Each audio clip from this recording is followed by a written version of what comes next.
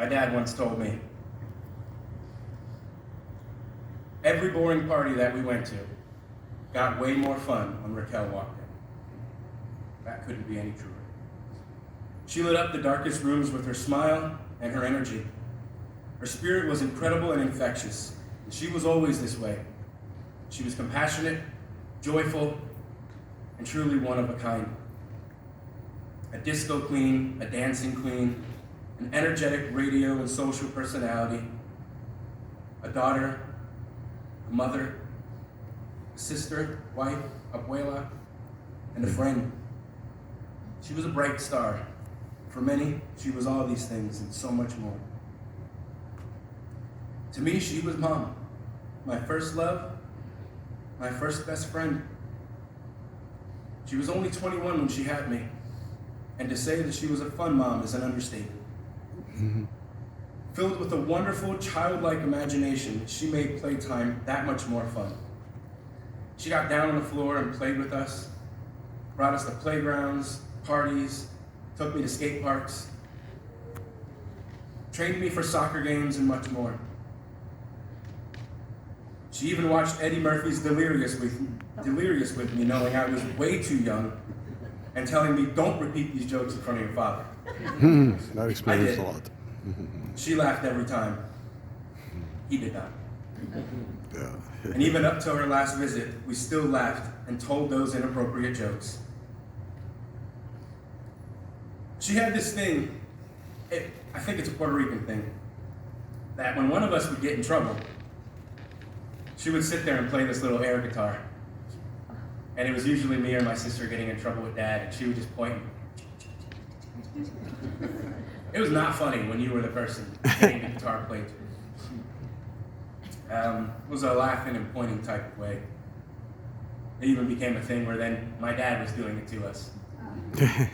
My sister and I have been doing this our whole lives, and after all these decades, I still find it funny that it continues to bother my sister. One of the things I'll miss the most was making her laugh. If I could have gotten paid to make one person laugh, I would have picked my mom. With those funds, I could have planned for retirement already. I would tease her, act stupid, or tell stories from my point of view, whether details were true or not. And she would always crack up. That loud Raquel laugh would fill the room. She would always laugh to the point of clenching her knees together and shouting, "I'm gonna pee my pants!" and then running toward the bathroom, still laughing. She kissed our boo-boos when we fell down. She sang us to sleep. During their visits, she and Ramon also sang those songs to their grandchildren when they were being tucked into bed. And when necessary, she whooped my butt. I remember one day when I was about 14 or 15 years old, I said something smart, which I probably found funny. She did not. And right before she was able to reach the chancla, I sprinted out the front door. I laughed and waved to my friends who were outside at the time. And while they're smiling and waving back, I saw those smiles just fade, and a fear entered their eyes. I looked behind me and see my mom on my tail, running faster than the Flash, looking scarier than a soldier. She caught me. And in front of the whole neighborhood, I got what was coming to me. Neither of our parents had a lot growing up, but they made sure that the childhood they provided for my sister and I was different than theirs, better than theirs. We grew up blessed. Our parents sacrificed so we never felt lack. We might not have grown up with a refrigerator in our garage, so we knew we weren't the rich family on the street, but few were. We had a hardworking father who worked multiple jobs at a time to provide for his family. A mother who worked, took care of the house, and could outcook and laugh louder than any other. We were never hungry. We always had new clothes that were in style and the new toys. Even when we were told Christmas would be smaller, it never was.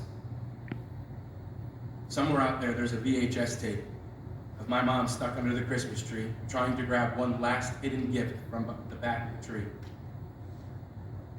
Feet up in the air, back on the ground, laughing for maybe a minute, and then her laugh turned to panic, telling my dad, "It's not funny, get me out of here."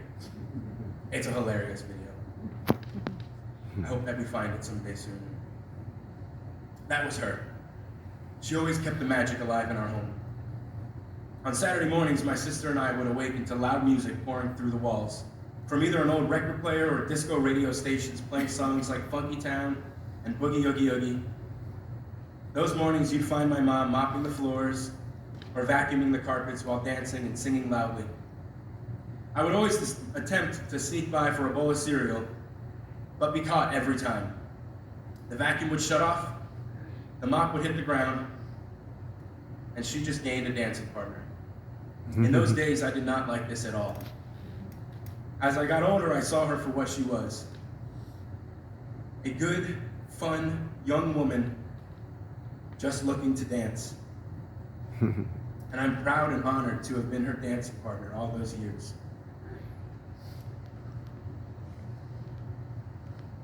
Today, I'd give anything for one more dance in the kitchen. You didn't have to know her for long to hear of her love of Star Wars. In '97, when the film was re-released in theaters for the 20th anniversary, she was so excited to take me with her. I was 12 years old, the same age as she had been when the movie was first released in '77. Sitting in that theater with her, getting to experience that movie magic was everything. Afterward, when the toys began to hit the shelves again, she bought them all for me. Because again, she wanted me to have what she didn't. I still have most of them, and they have now been passed down to my son Max, who is also a huge Star Wars fan. Years later, we even got to see the not-so-good movie, The Last Jedi, in theater.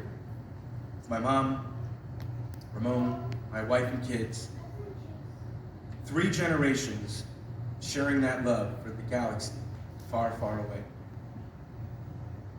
Earlier this week, Adriana and I went to Star Wars Galaxy's Edge in Disney for her 18th birthday, where you're fully immersed onto the planet Tatooine. We met and hugged Chewbacca, got interrogated by a pair of stormtroopers that later tried to steal my reservation to the Cantina Bar. We even piloted the Millennium Falcon. It was the coolest thing ever. However, while experiencing these incredible adventures, Adriana and I kept finding ourselves with tears. We kept thinking, Abuela should be here. She would have absolutely flipped over. She loved music with her whole heart. Selena, Gloria Estefan, Madonna, the Carpenters. There was always a song bursting out of her. And she didn't just love music. She lived it. Anywhere she went, if there was music, she sang and danced along. Like you heard, she hosted a radio show on Aguadilla with passion and pride. If you ever tuned into the show, she would give you a shout out. Whenever I tuned in, she would give me a shout out and then play one of my songs on the station. It didn't have to fit her style of music. She was just proud. Because of her, I had people from around the globe, like Spain, Italy, the Czech Republic, messaging me about my music.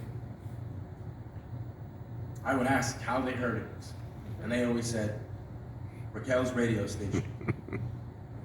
That was my mom, always promoting, always believing in me. She was one of my biggest supporters. Not only would she promote and share my music, but she attended my performances, any band that I've been in, which has been quite a few, she has seen. She wore my band t-shirts with pride and would always embarrassingly announce to all, I'm Chucky's mom. Once I had the opportunity to play a gig in Puerto Rico, she had a local musician friend that lent me equipment and booked the venue. But due to my mom's promotion, that place was a packed house. I was a one-man band, and at one point the drum equipment started to fail.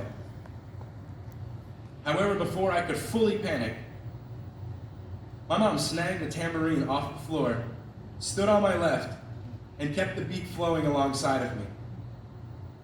Once this happened, the crowd roared with support. That one-man band was now a boy and his mom. And she saved that show.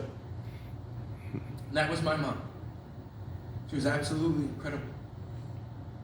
This past July, for her 60th birthday, my sister Kimmy and I decided to fly to Puerto Rico and give her a surprise visit. As I'm sure most of you have seen in that viral video, it was a wonderful moment felt by many. Most couldn't watch that video without laughing and or tearing up, and even more so now. In 2024, I had a ton of adventures. On the way here today, Max asked me, what was the best year of the 2020s for me so far? And I said there was no doubt 2024. Too many awesome things to even list. But that day, her joy, her tears, that tight hug, that was the greatest moment of my year. Right there. Perfect timing. How about that for timing? Yeah. You can't plan those things. Kimmy and I were both so giddy while flying to Puerto Rico in anticipation for the surprise. Kimmy works nights, so she probably had slept maybe an hour before we got on the plane. Me, I went to sleep. I got sleep. And we sat in that plane, and she's like, I'm going to take a nap. I know, but we're going to see Mom. It's a memory that we will cherish forever. For those few moments in Mom's arm, time stood still. And that's what keeps coming back to me. Time. Time is precious. My cousin Trevor recently told me, time is the only currency that we can't earn back. We think we'll have more of it. We assume there will be another phone call, another visit, another holiday. She was just here for Thanksgiving. There's the picture from Thanksgiving. Full of joy, full of life, filling our house with laughter. If only we knew that the last time would be the last time.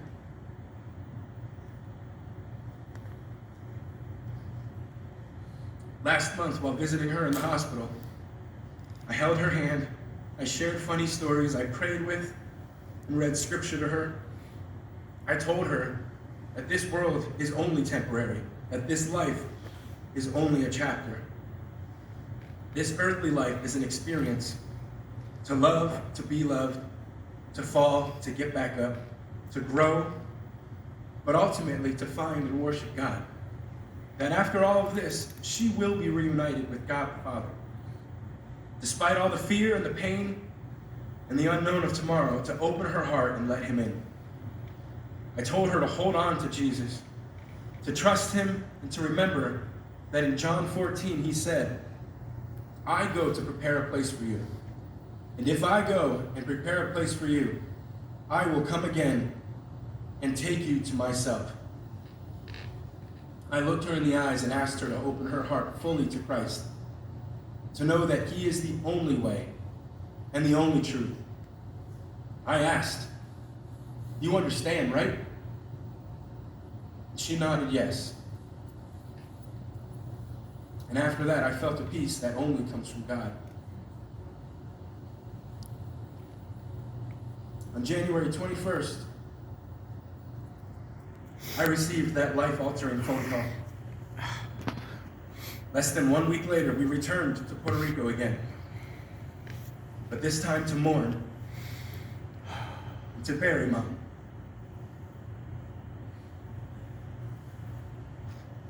For 9 months, my mom carried me in her womb, and my sister. She carried us as infants and into life. The body that carried us into the world, I carried to her final resting place just 1 month ago. But I'll tell you, that grave does not hold her. The box houses an empty shell. The body that carried us, the body that nursed us, the heart that loved us, the voice that sang songs to us, the fingernails that would lightly scratch our heads to help us sleep, the lips that would kiss and magically heal our wounds. That was just her body. She is now with God the Father.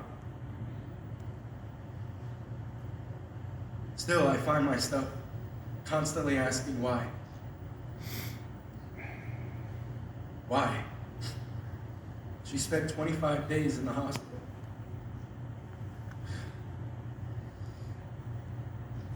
"25 days trapped in her body.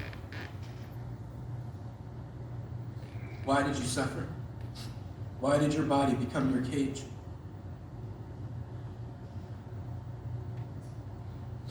Why didn't you get better? Why did it take 25 days of getting worse? 25 days of hospitalization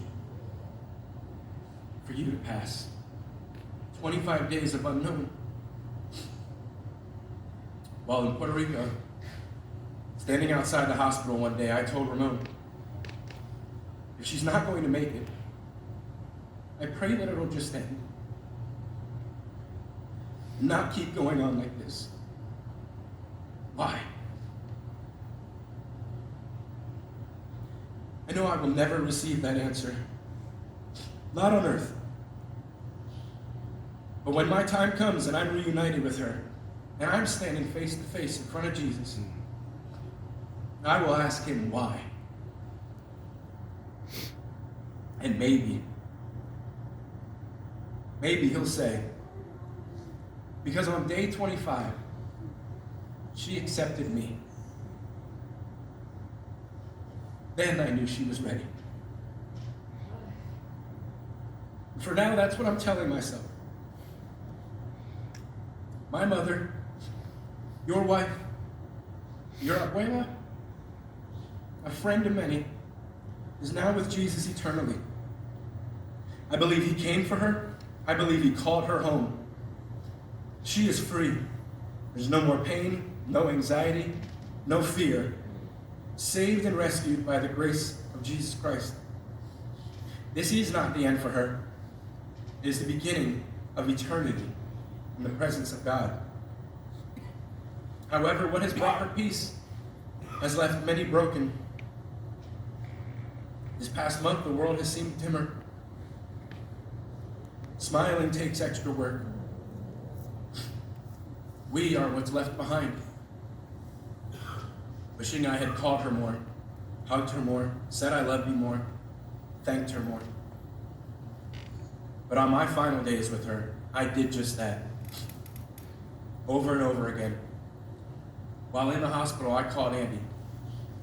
And I told him, I don't know what's happening. I'm not sure if this is the end. But brother to brother, what do I do right now? And he just said, leave nothing unsaid. Tell her everything. So I just talked. She couldn't talk back. She just looked me in the eyes and she listened. I thanked her. I told her I appreciated her. I told her how much of an amazing job she did. And I thank God that he blessed me with that time. This year for her loved ones will be a year of firsts. The first New Year that we did not receive her call an hour early due to the time difference. The first time that your husband is visiting us and you're not here.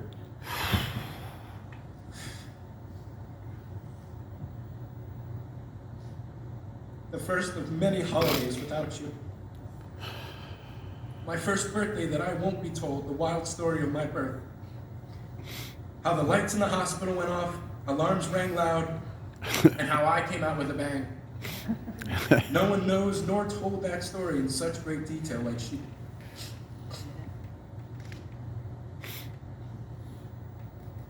You still have your mom. Call her. Tell her you love her. Thank her. Forgive quickly. Don't go to sleep angry. Say I love you often. Pray with and for the people you love. Because we all still have time, but none of us know how much. This is not a final farewell. It is only an earthly goodbye. Mom, I will miss you. I will hold on to, carry, and cherish your memory and the legacy you leave behind. I will look for opportunities to sing loud and dance like no one or everyone is watching. I'm eternally grateful to God for allowing my sister, my wife, and I to see her, pray with her, and show her love and give her our thanks while we still have time. I am who I am because of who she is.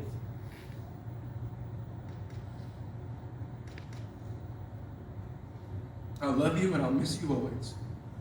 Till we meet again.